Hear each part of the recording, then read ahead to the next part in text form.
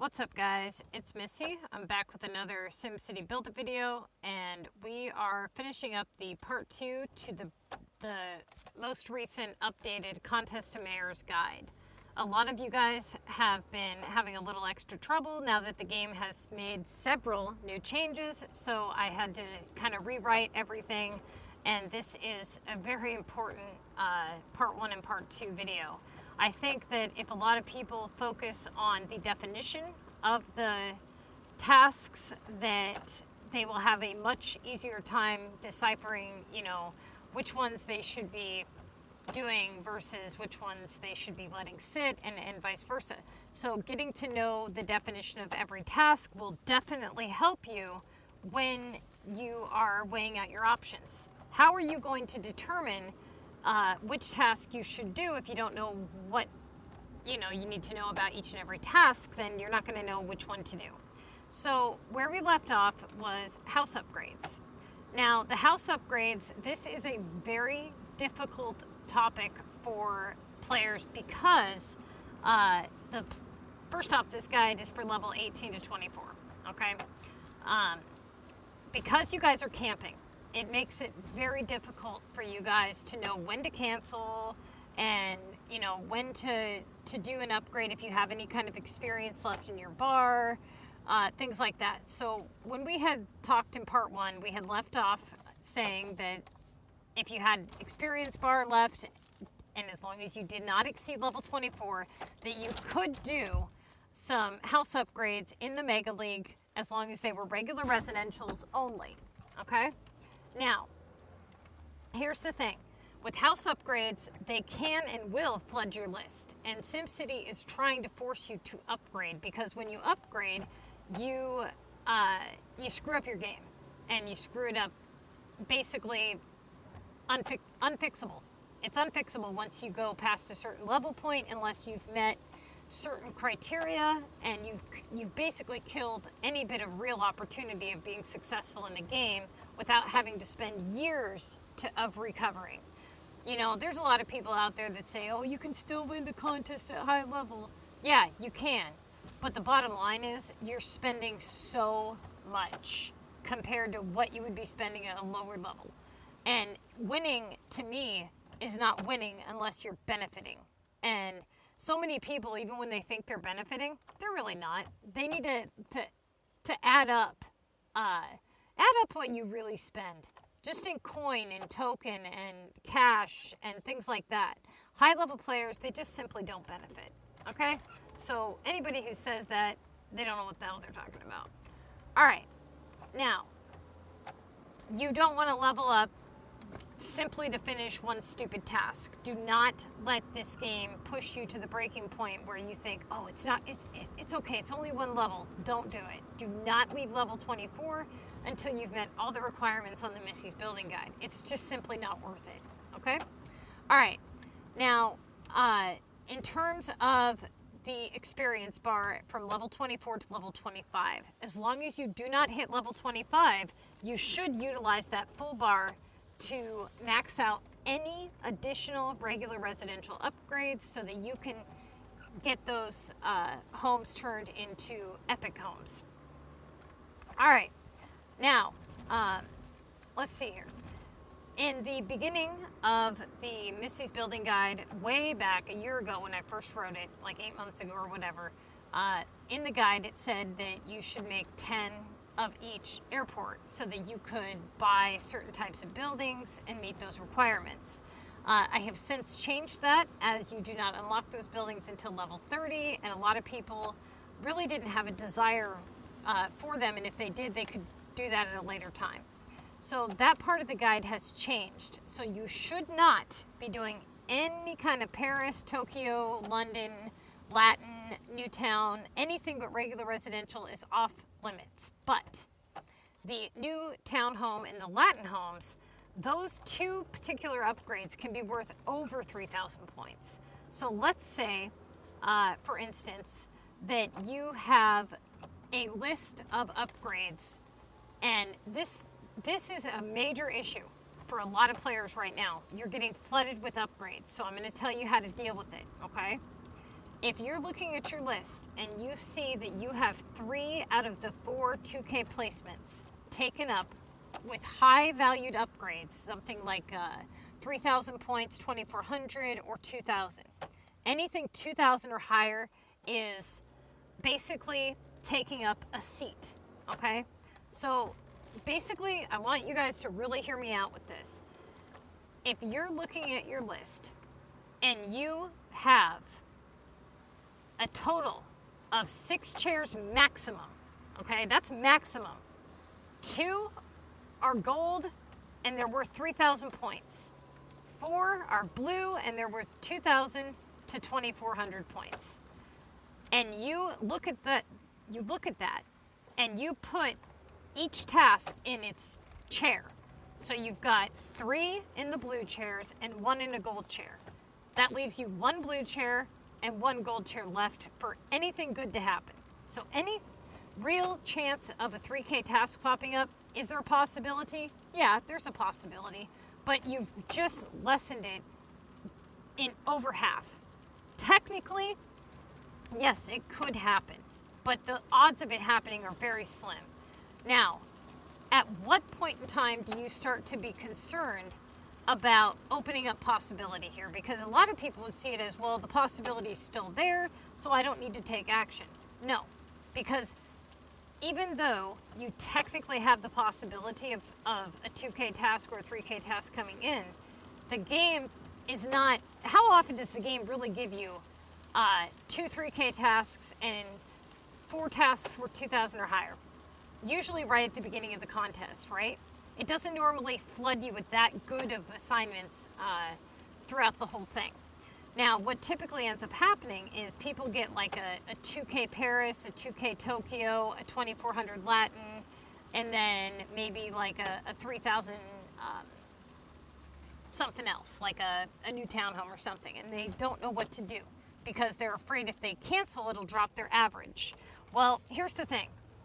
This is where it's a very tough call to make, but you have to make it. So what ended up happening is normally you would cancel the highest one and try to open up the best opportunity as possible, right?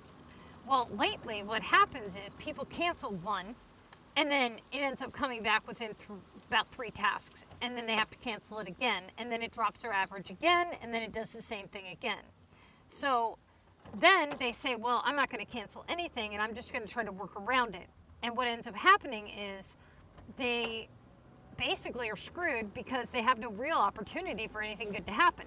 Like, they have such a minimal chance of anything good happening that they basically do tasks that are right around 1,200 to 1,500 points, and every time they do that, they drop their average drastically.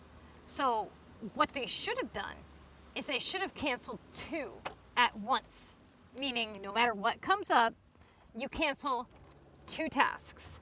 Now, which 2 tasks should you cancel? That's the question. Because here's the thing. Let's say you have 1 Latin worth 2,400, and you have a Paris worth 2,000 and a Tokyo worth 2,000. Well, if you cancel the Latin and one of the airport, the Latin has the ability to return worth 3,000 points or higher, forcing you to have to cancel it again.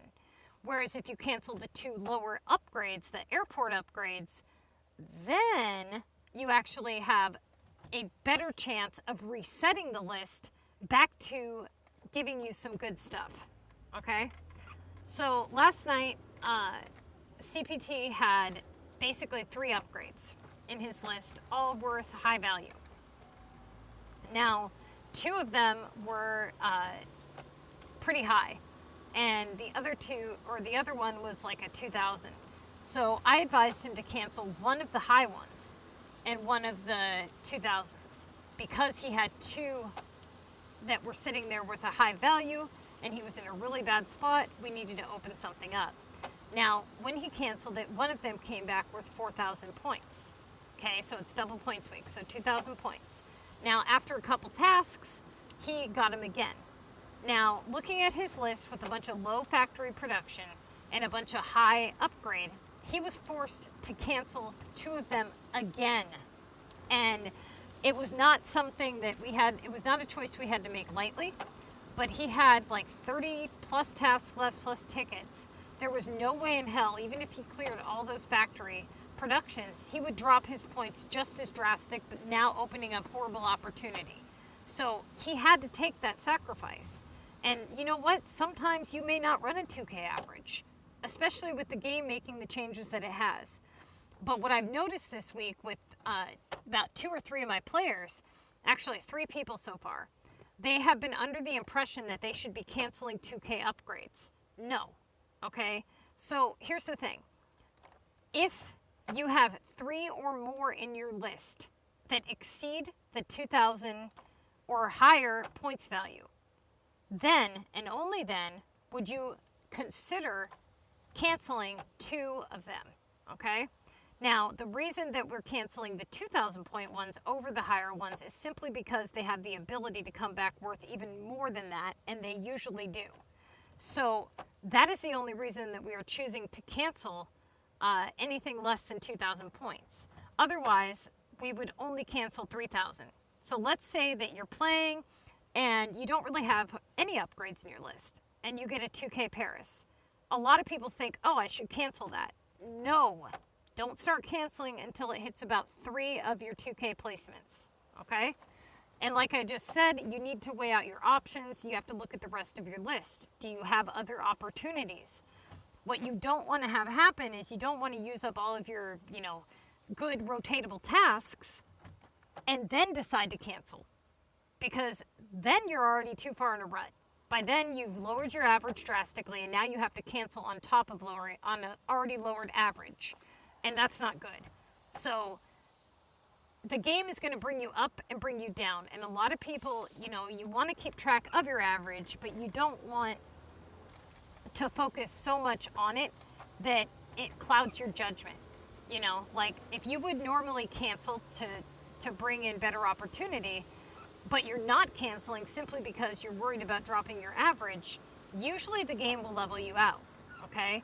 But what a lot of people, like I said, what a lot of people do is they don't want to drop their average, so they try to tiptoe around canceling, and it just drops their average anyways. You got to remember, every task that you do that's not 2,000 points is lowering your average. You have to make up for those points, which means you have to do a task worth more than 2,000 points. And if you're seeing like, hey, I haven't had a task worth more than 2,000 points in a while, and you've had a lot of tasks worth less than 2,000 points, then it would stand to reason that you need to make something happen here. Otherwise, your shit's going to drop so far, you're not going to be able to climb out of it, right? So knowing when to cancel and bite the bullet on that is extremely important. And I think that is one of the biggest mistakes that people make, is that they try not to cancel. They either cancel way too much or not enough. You want to try not to cancel more than like 5 times in an entire round of the contest. I really try not to cancel more than 3 times. It's hard, especially if it's a really crappy week. But what you want to do is you want to look at the leaderboard and see, because, usually when you're having weeks like that, everybody else is too. And as long as you are, right around their score and have a good shot at winning, that's what truly matters, right? Okay, so we're almost done here, you guys. The epic task. This is a non-premium task. Now, the problem with the epic task is it will pop up whether you have epics available or not, and it will pop up whether or not you have completed all of your homes to epics. So, for instance, a lot of you guys, there's a couple of things you need to know about this task, okay? First off, if you get it worth 30 points or less, you can do it without having to finish the entire epic. Because you did not hit bronze, the epic will not transform into a building. It'll go back to a normal house. So if you're not prepared to, financially or inventory-wise to do an epic, and it's only worth 30 points for the task, then you can do that without having to complete the entire epic. Now, here's the other thing. The epic projects can only be worth 2,400 points, right? So you know, it's not premium, and it's got its issues with the fact that it usually comes back like after a couple of them. And if it comes back with 2,000 or higher, you're going to kind of have to clear it. So if it's less than 2,000 or higher, try not to touch it if you have anything else that's rotatable. But the other thing that you want to keep in mind is that houses with clip trays cannot be converted to epics. So there's that. And if you run out of homes, let's say you've converted them all to epics, you will still get the task in the contest, which sucks. So if it's worth low points and you get it, you know, in your list and you're totally unable to even do epics anymore, then leave it worth a low value in your list. If it's worth a high value in your list, then you might have to cancel it. Now that's rare. That's really rare. But just keep that in mind. The next thing you need to keep in mind is if you do not have regionals unlocked, which you shouldn't, if you're level 18 to 24, because that's what this guide is for, then you will only be able to do one epic, and then you have a 12-hour cooldown period between being able to start another one. So keep that in mind. So usually what I tell people to do if they get an assignment, you know, to earn about 50 epic points or whatever, is to hold off on completing their epic and wait and see if they get any other epic assignments, and to get those done on the same epic project so that they don't have to have that cooldown period. Okay, that pretty much concludes that. Delivery tasks. These are both non-premium and premium. Tokyo and Paris are both premium. Tokyo and London are both premium, and Paris is non-premium. Okay, so here's the thing. Paris can be worth up to 2,400 points, and it's an excellent rotatable task, as it does not normally come back, you know, over and over and over. If you have it in your list, it's an excellent rotatable task, even though it's non-premium. Okay, the next ones are really good to rotate because they can be worth 3,000 points. They should be rotated as soon as they are your highest rotatable. Okay, so if they should be done, if they're worth 2K or higher, they should be rotated as needed. If they are worth less than 2K or higher, never pack the boxes prematurely, as you will not be able to request new shipments. And always check on your timers for your flights to make sure that they're coming in, you know, around the time the contest starts. Okay, let's see. Cargo. Okay, so cargo can only be worth 1,800 points. It's non-premium, but because it meets that 1,700 or higher threshold, it's considered to be taking up one of your 2K placements. If it's in your list worth 1,800 points, it needs to be dealt with. If it's in your list worth less than 1,800 points, and it's basically there, like let's say we're 1,200 or 1,600 or whatever it can be worth, basically what you need to do is you need to ask yourself, does the risk outweigh the reward? What opportunity do you have here? Now, every list is different, but it can be rotated of lower value. It does not normally, you know, repeatedly come back, same as the Paris and stuff. It can, but it doesn't normally.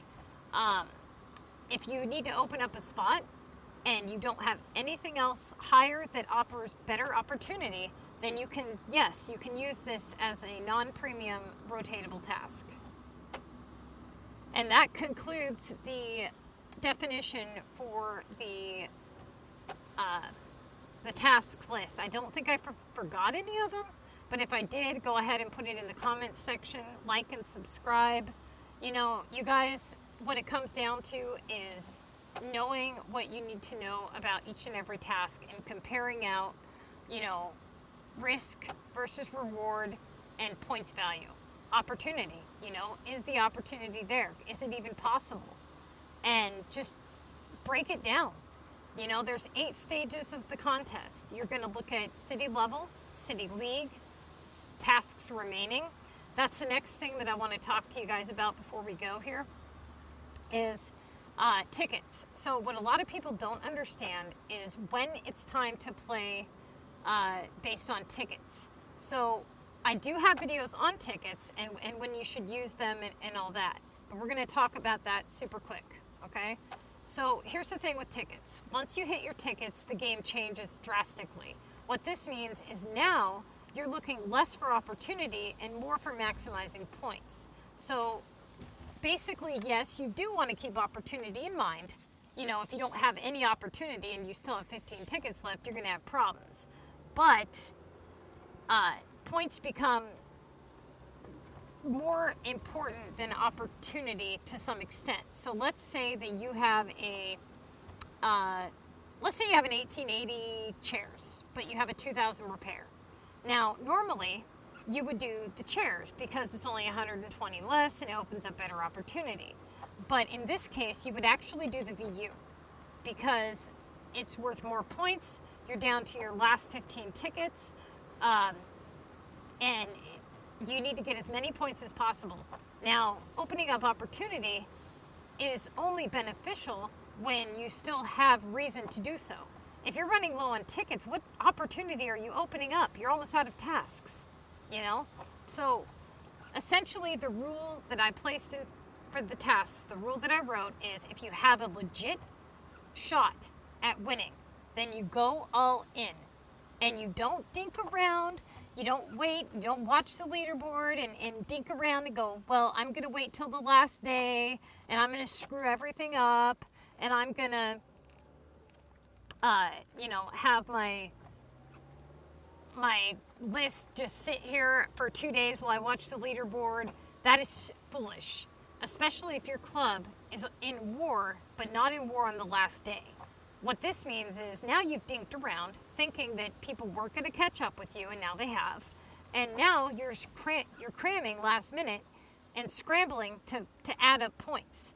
And you're unable to do certain types of tasks because you didn't allow yourself enough opportunity and time to do them.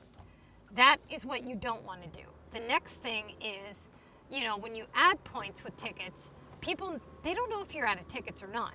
They don't know how many more points you're going to add, and it can actually scare them off if they think that they may not be able to hit your score.